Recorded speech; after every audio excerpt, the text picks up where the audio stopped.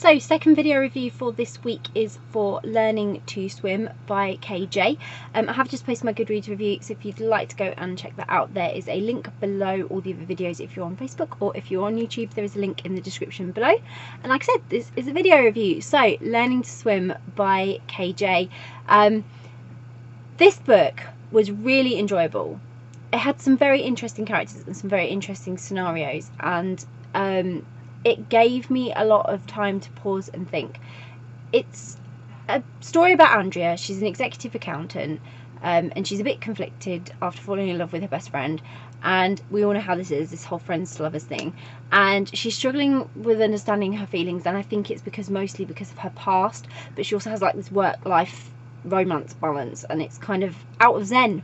And so she's spending a lot of this story finding like her zen like state. And so it was an interesting story because it followed her most intricate thoughts. You got to see a lot of Andrea. So you were introduced to how she met her best friend. Then you are sort of put through her paces with Andrea.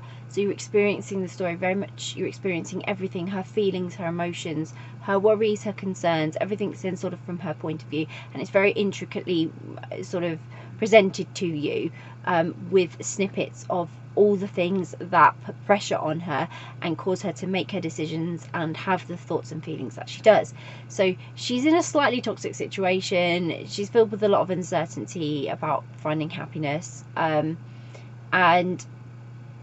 she's got a lot to contemplate. She's got a lot to consider. She's let so much control and rule her life that her heart hasn't had a chance to really have its say and guide her properly, and she has to learn to sort of let her heart guide her.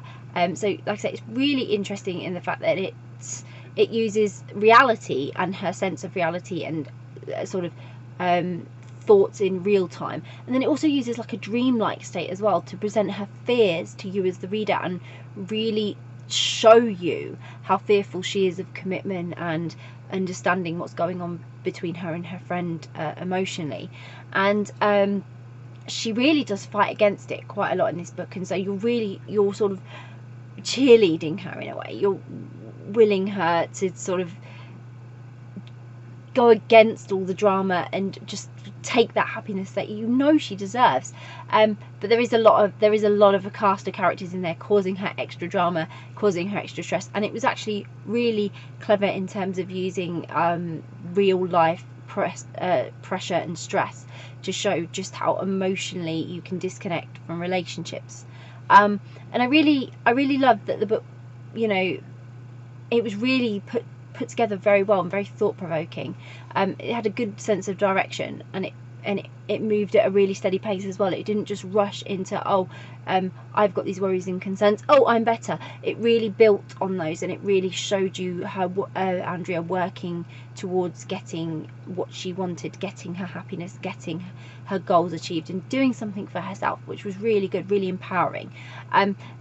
Her chemistry with her best friend Lauren, the friends to lovers thing was really brilliant. It was done really well. They both sort of had this instant attraction, which, as you know, can happen, and it was a very unique dynamic in terms of Lauren really understood it and she really got it, and she was really supportive, and she gave Andrea the space that she needed to come to terms with everything that they felt between them as well. And they remained friends, and you know, they just waited and bided time. It was really slow burn in that respect, and Lauren was really respectful of Andrea finding her own way and learning to swim.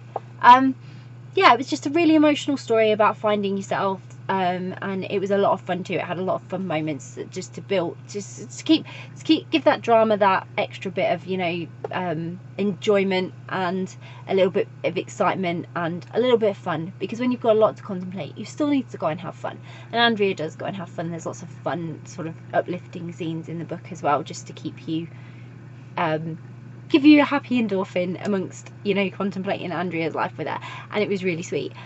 So I really enjoyed it. I'll pop a link in the description so you can go and grab a copy of Learning to Swim by KJ. If you've read Learning to Swim by KJ, please let me know what you thought of it. How did you find Andrea's journey?